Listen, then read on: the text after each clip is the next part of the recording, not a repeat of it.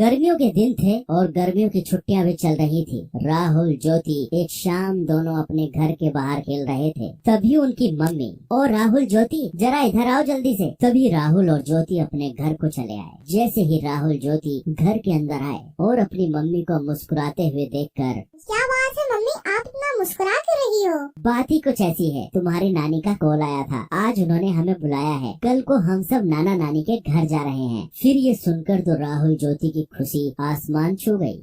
चलो पैकिंग शुरू कर देते हैं, नाना नानी के गांव चलते हैं और एंजॉय करते हैं। फिर क्या, दूसरे दिन सुबह सब लोग जल्दी नाना नानी के गांव के लिए निकल पड़े। राहुल ज्योति का नानी का घर काफी खूबसूरत और छोटा सा गांव था, जहां सब खेती बाड़ी करते थे और प्यार से रहते थे। राहुल ज्योति जैसे ही नाना नानी के घर पहुंचे तो उनके स्वागत के लिए नाना नानी तैयार खड़े थे। राहुल ज्योति को नाना नानी बोले, राहुल ज्योति आ जाओ, हमारे पास को आ जाओ।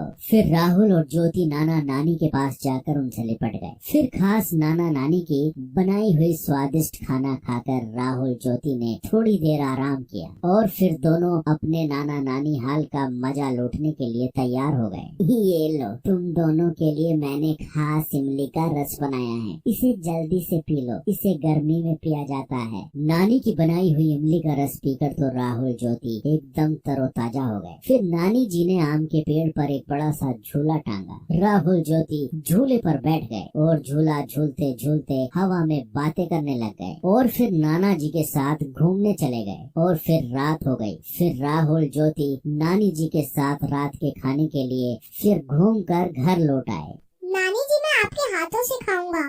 नानी मुझे भी खिलाओ ना। ये सुनकर नानी जी हंसने लगी। ठीक है, मैं तुम दोनों को अपने हाथों से खिलाती हूँ।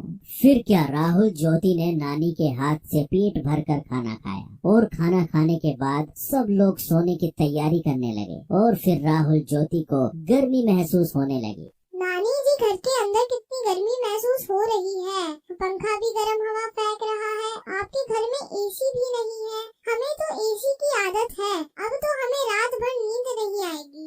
यह सुनकर नाना नानी के साथ सब लोग हंसने लगे। यह देखकर राहुल और ज्योति ज्यादा कंफ्यूज हो गए। आप सब हंस क्यों रहे हो? हमने कुछ गलत कह दिया क्या?